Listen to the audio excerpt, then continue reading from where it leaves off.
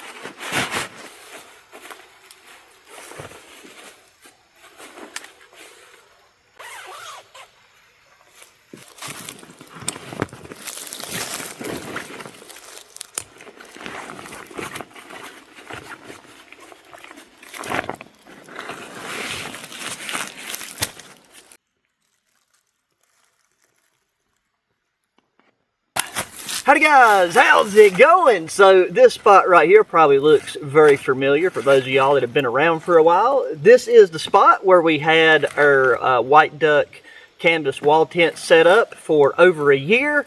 This is the first time revisiting this spot since I last took it down and since Hurricane Helene came through. So I wanted to see if the spot where the tent stood had anything fall on it, and luckily we, still show we picked that spot, or this spot, perfectly, because all around here there's tons of big limbs and stuff that have fallen, so forestry knowledge still coming in handy there. But I knew this would be a good spot because it was a relatively flat area, cleared the ground pretty much, a lot of little stuff I gotta rake out of the way, but going to be trying out a new backpacking style hot tent. This is an Alux Pro Shelter, the Minipeak XL. I was originally supposed to have this sooner and get it out a bit sooner, but during the shipping process and all that storm stuff, the first one that was got sent on the way got lost in transit. So we got this one now here in front of us, along with the center pole. You can use trekking poles, but as you guys know, I don't often carry trekking poles with me unless the shelter requires it, and if I can get around it, then that's great. And I feel like this is probably a sturdier option than relying on two trekking poles together. So we're not going to be using a wood stove with it tonight. Didn't bring one with me, but it is going to be getting down to around 39 degrees, possibly lower. It says the air temp field could be about 37. So you could justify bringing a wood stove with those temps, but the titanium fireplace stove that I want to bring with me would be a lot easier, bringing it out using an e-bike or a four-wheeler, and I just wanted to hike in this time. So putting in the backpack, this is a larger tent than is necessary for one person, even with a wood stove, but it'll be nice to have the additional space. So I'm going to work on just clearing out all these small limbs, and we'll try setting this thing up for the first time.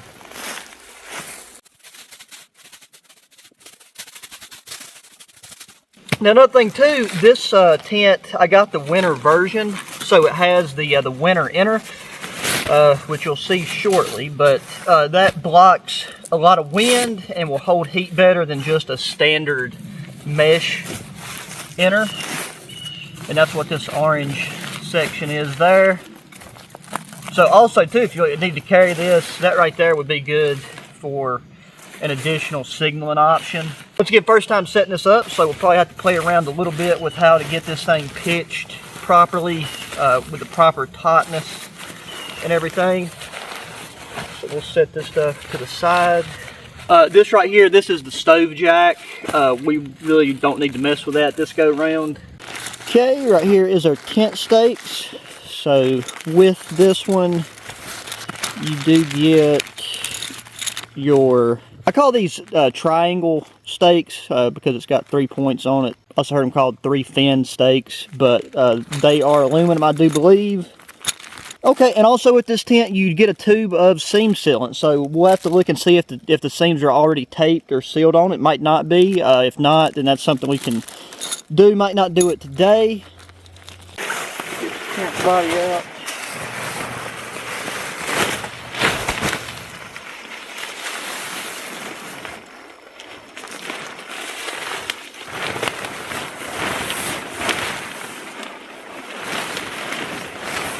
out where our corner points are, and that's easy because you've got these white-ish colored tensioning straps.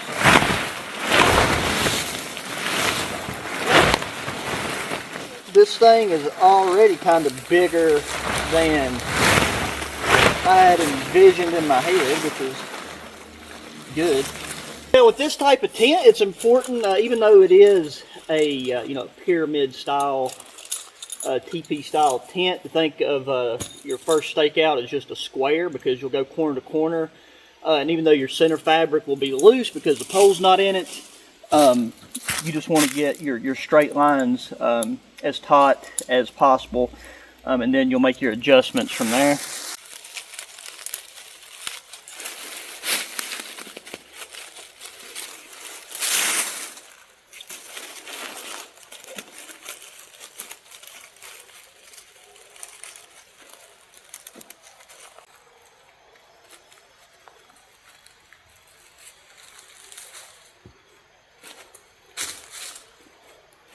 And then right there, we've got a pretty solid square with mostly 90-degree corners, it looks like. And then here is our center pole. Now this does come as a separate item, like you have to purchase it separately. And I think it's adjustable. You got your adjustment points there, and it just clicks into place. I think we're going to need this bad boy fully extended. Pull out our center zip. Find our reinforced peak.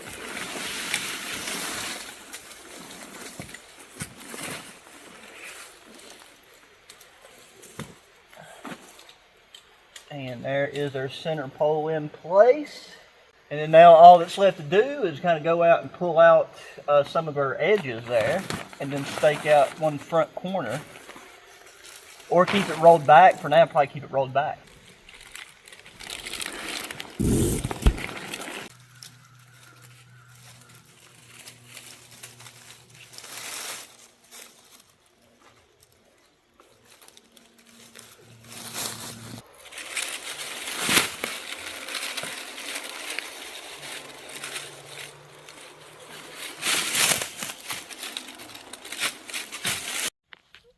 Okay, that right there is a impressive amount of space. Okay, now our tent inner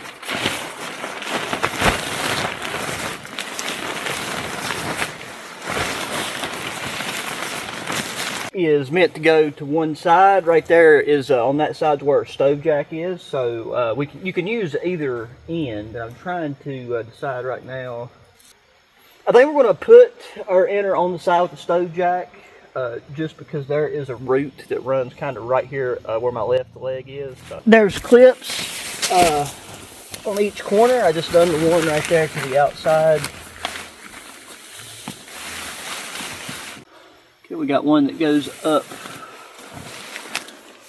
to near the peak area. I think it's got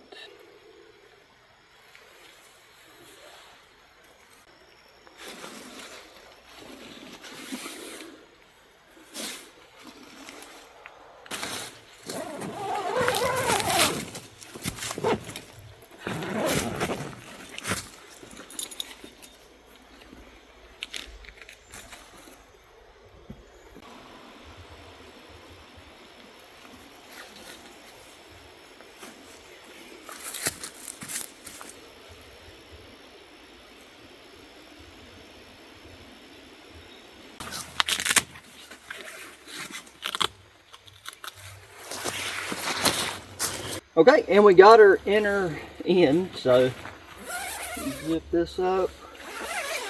It's got a three-way zip on the bottom, and I'm sure there's ways that I can adjust the tightness of this a bit more, but that right there is a large enough area to easily fit one person.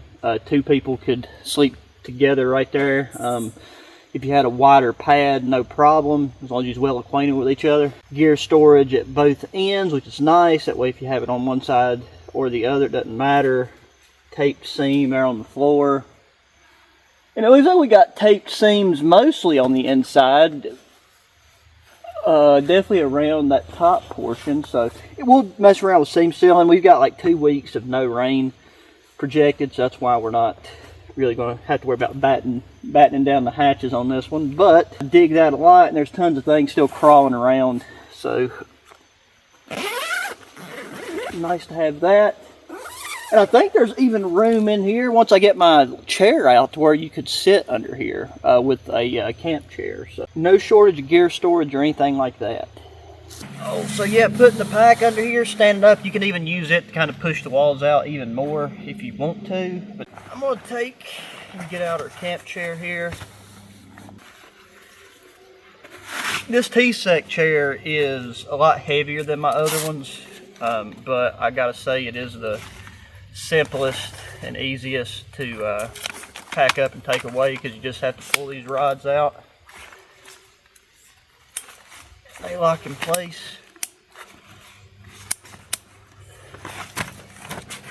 And yet that right there is awesome, because you can actually in one of these chairs sit under here without your head touching the ceiling. Once again, we got the inner in here, no stove, but if you was using the stove, you could, you know, with those temps, I probably wouldn't be rocking the inner, just depending on what other gear I decide to carry with me. So that area would be freed up until you set up your sleep system, so you could cook, like, still be able to go over, cook on your stove and everything while having a comfortable place to sit, to get out of the wind.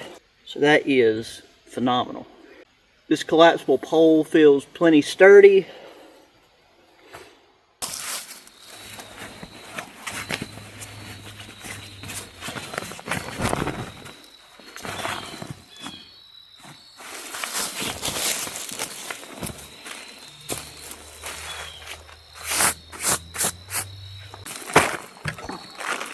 Alright, I am for sure ready to get some food in the belly. Tonight we have got some jalapeno cheddar biscuits and herb sausage gravy. This is from Pinnacle Foods. Really, really good.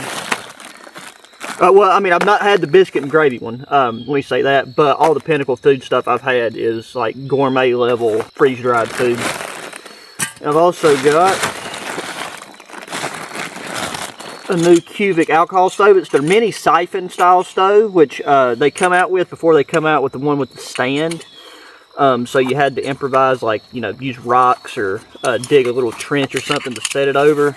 But with this one, really tiny, lightweight, and it's got fold out stand here so that you can get your cup up off the stove, and they have some folding legs to help stabilize this. And that's a really small package, but a pretty solid stove setup. So breaking that in, got my spice kit with me, so if I want to add some pepper to the equation, we can do so. And then just snacks and coffee and such.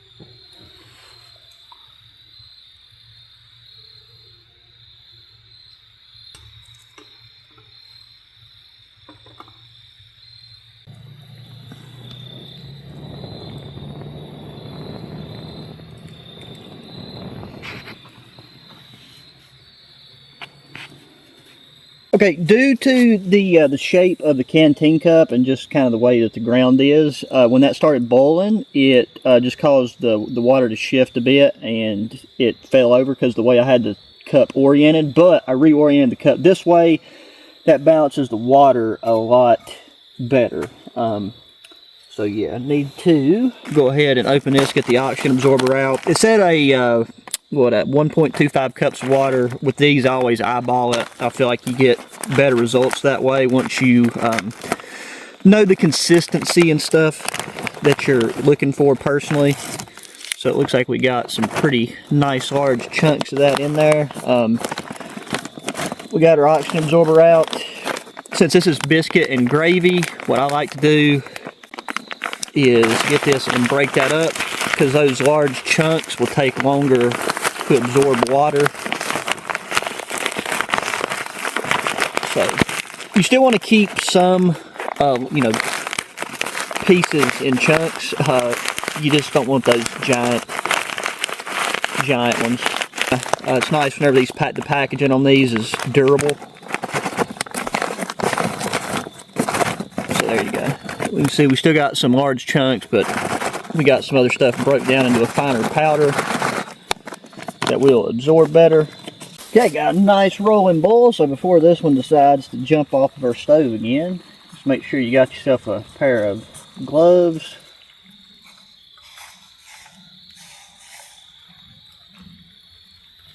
And then just add in a bit at a time. Shouldn't be enough in there to hurt.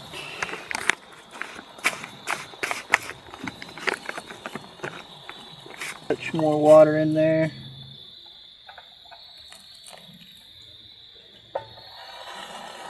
But that stove is killer. I really like that design.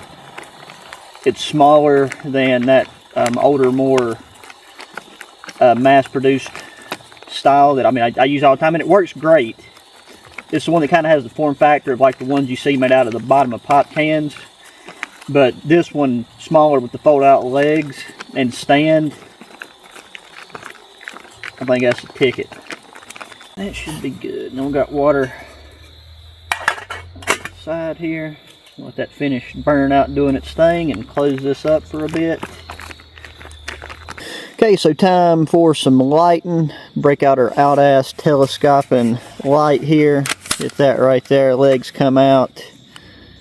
Hold her button down, and we are good to go. Set that right there. I think having it on low right now is all we need. So I did add more water. The biscuits really take and start soaking it up, and I didn't want mine to be super thick, so that's the consistency that I'm looking for. So let's give this a taste.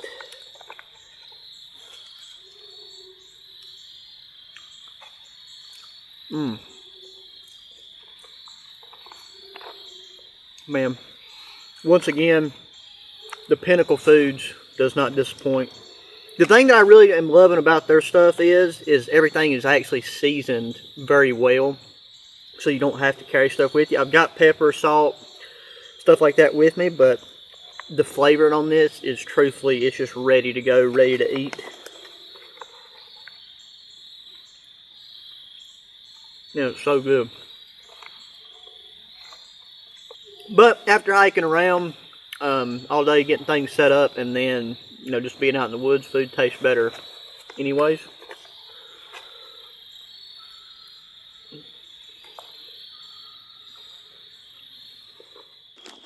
Oh, the air temp definitely has fallen pretty quick. We're approaching 50 degrees. That's got a t-shirt on, and then this Tramontane windbreaker. But I'm going to take this off because the new piece of gear, it is rather bulky, but since I had this large pack, I want to go ahead and bring it out, and thought it'd be perfect for this temperature range. This is our sleep gear. We'll go ahead and get it out and put it in our tent here in a second. The pillow, sleeping pad, and then here, this is an Arctic, I think it's Mammoth, manufactured 2023. But yeah, I believe this is the Arctis Mammoth shirt. It's got this lining material in it. This isn't like that Fox fur stuff, which I do not like. It does have like a hood that can come out of the back for like unexpected rain. This isn't like full-blown rain-proof, but it's got a DWR coating on it, if I remember correctly. If not, I just know this ripstop material they use does repel water relatively easily, so we're going to take this windbreaker off and put it on. With this, the way that it's cut, it's got these big side zips. But I normally always wear a medium in most things, but this wasn't, it didn't show based off the measurements that it was going to be super oversized, so I wanted plenty of room in it to move around and add maybe another thick fleece layer or something. And this is a very durable, tough shirt jacket, so it's one that I intend to have as more of an outer layer, so if I want to bust through brush with it while I'm hunting and move around, I don't have to worry about things pricking at it if I have a more delicate layer that I want to wear underneath it. But if it'll show up, here's those side zips that come up, so easy to access my gloves on this side or access my gun on that side. Also good for venting. But because of the side zips, you don't have a draw cord at the bottom, so where I went a size larger, you might see that this back area, the size larger helps because it can kind of come down at my butt whenever I need it to, but then when you're standing up, there's that much excess material folded over. Like a size medium would have fit me fine, still with a little bit of room, like just to wear maybe a mid layer, like a thinner mid layer fleece. But I was thinking more along the lines of being able to wear something like a bearskin 3.0 hoodie under here, or even a lighter puffy jacket. So that's just my initial thoughts. And then right here you got the quick deploy hood. It does have drawstrings, so this is really good if you need to get the wind off your ears or something. And it will insulate you a little bit, but really like it. Glad I went with Fleck Tarn. I feel like that's a good color option for here in the Eastern Woodlands in my environment. And we'll see how this jacket holds up with the temps tonight getting down to around 39, 40 degrees. I'm sure at some point I'll probably put up a screenshot. I've got that sensor push Bluetooth thermometer, and also reads the humidity, so that way we can keep a check on the temperature, and I'll try to remember to take screenshots along the way and integrate those into the video. Getting our sleeping arrangement set up before I show you guys a cool piece of electronic gear that I wanted to try out tonight. So we got our FlexTail mat. The ground temps, like where it's not been consistently cold, the ground isn't that cold, so we should still be completely fine with this mat. And then because I brought the Recon 2 sleeping bag, it's good down to rated down to 41. That's not going to be an issue with that. I've used this bag a bit already, and I know that it's plenty for the night, even with it getting a bit colder. And it does have a nice thick bottom on it, so we're good there. We'll get our FlexTail pump out for our sleeping mat.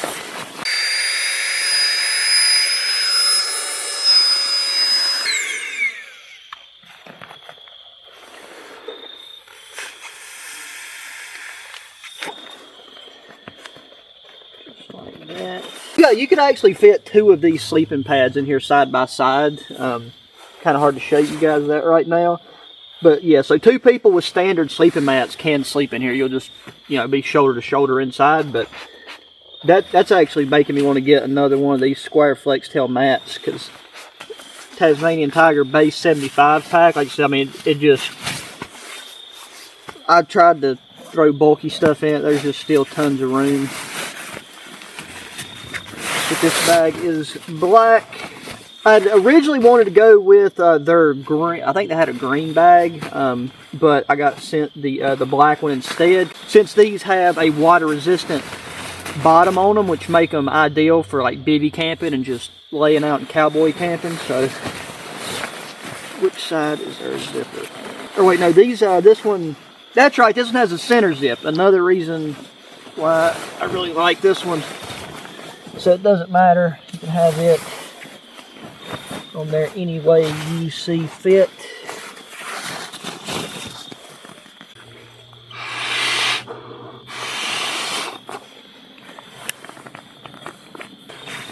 Comfy pillow.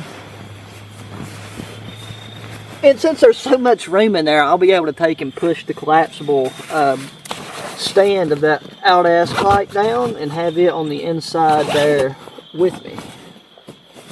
But that right there looks a-okay to me.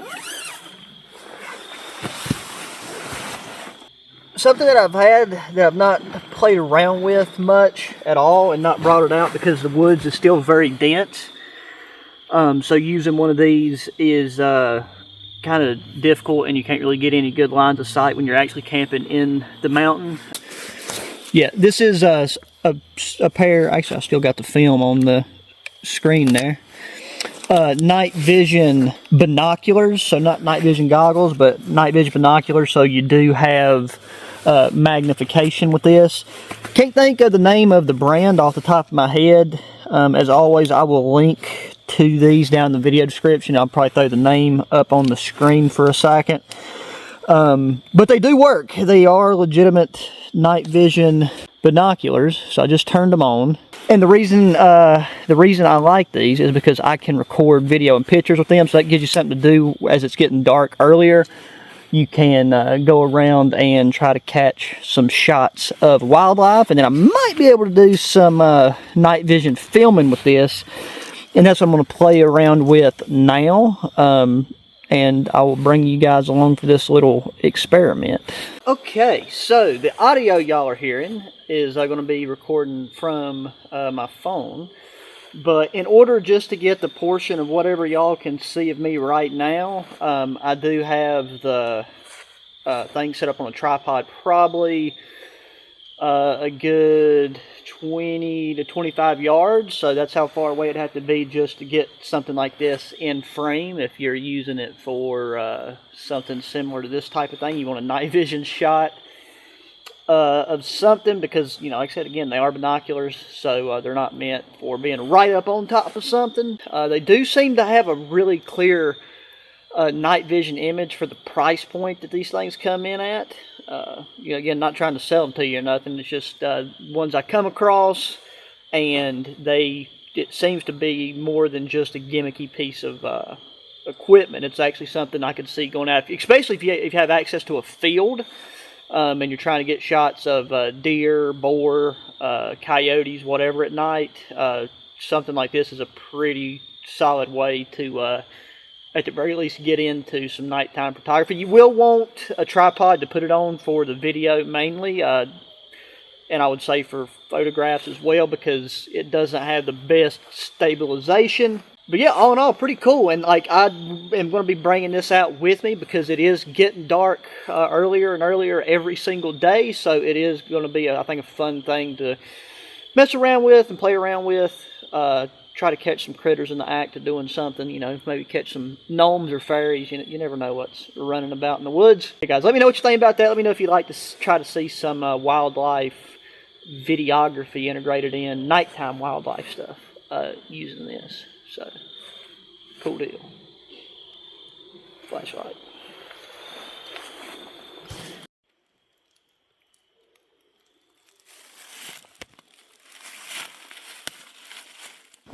Oh, okay guys, so it is about time to crawl in here and hit the hay. I have got that light in here. It is really cool to have that as an overhead light such as that. Get our boots off, and I got the chair over here to the right. So I'm going to leave that flap of the main tent body pulled back, just because aside from a slight breeze, I don't think we're going to have to worry about hardly any wind. This mammoth shirt, like where we're around 48 degrees, still good. Ears starting to get just a little bit of a chill as I'm just kind of starting to notice it. Notice the air temp on the ears, but with just a t-shirt and this lining and losing some heat as I was moving around because I ain't got the bottom cinched up, it was good. I mean, and right now with the air temp and the humidity what it is, I don't know how well that'll show up on camera if at all, but you can see your breath right now, so it's not hot out here. I'm going to ahead and get my legs and my sleeping bag.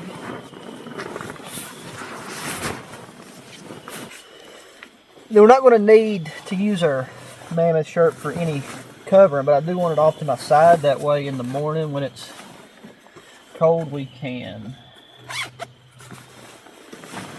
have it somewhat warmed up, or if our feet got cold for some reason.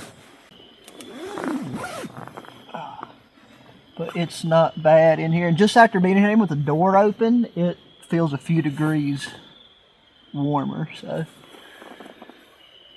I want to get everything closed off. Everything's very easily accessible.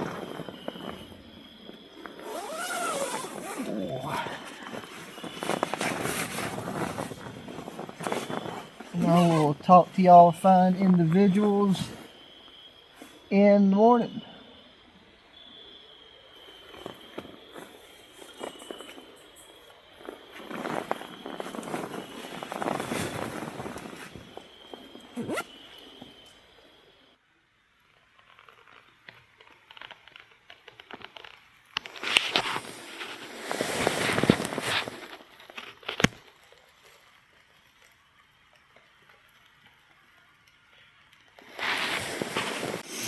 Oh, good morning, guys. How's it going? So it is just a little bit after 6 a.m. I just took and looked at the weather app from the Bluetooth sensor out there, and it looks like we pretty much bottomed out at a even 40 degrees Fahrenheit, so it didn't quite touch 39. I've already got the mammoth shirt back on because it was nice and toasty already inside the bag. And I gotta say, being inside this winterized tent, just a very, very minor amount of condensation since we didn't really have any wind or anything moving air through here, but not as bad as I thought. Like, there's nothing really on the bathtub floor, and I can just feel a bit along the walls here where I was breathing up. Because that is one thing I do kind of wish I had brought a closed cell foam pad instead of just this air mat. This ground here where I had the wall tent is like really compressed and compact where it was used a lot over the course of that year.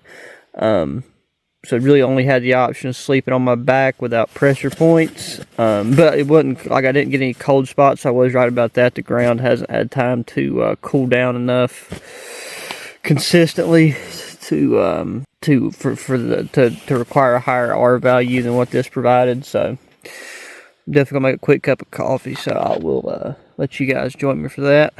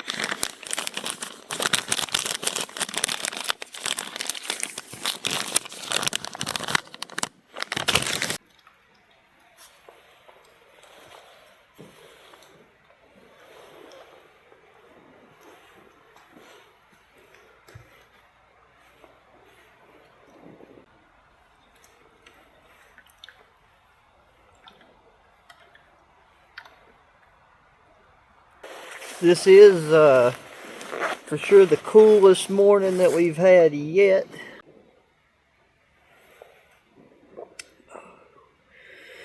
Nothing like hot coffee on a cold morning. But I am looking forward to it getting a lot colder ASAP so that we can get out and enjoy as much of it as humanly possible. Lots of gear. I can't wait to get this tent out, get a wood stove in it. and try her out again, give her a run that way and see how it does. And we'll play around whenever there's I'll try to plan out whenever I'm using it and make sure I set it up and seam seal it first, because I like to seam seal it on a day when I can set it up in the yard and have the sun shining so I can really see the stitching and stuff that I'm seam sealing clearly, and that helps it dry a bit faster. But all in all, first impressions, really like the tent. Everything this go around seems to have worked out pretty good. So the sky is starting to light up a little bit. I'm going to start working on getting things packed up. It's going to do it for this one. So as always, guys, make sure that thumbs up button, subscribe if you've not already, share our channel with your friends, family, and enjoys girl outdoor activities and gear. Make sure to check out my videos. I've got lots in the queue in the background and playlist. If you're new and hadn't seen any of the old ones, go back and give them a look. Lots of this kind of stuff, and hopefully you can see the increase in quality and attention to detail over time when applicable. But yeah, hit me up in the comments section, thoughts, opinions, questions, recommendations, whatever you feel like typing out. Link to everything down in the video description. And until the next one, guys, adios.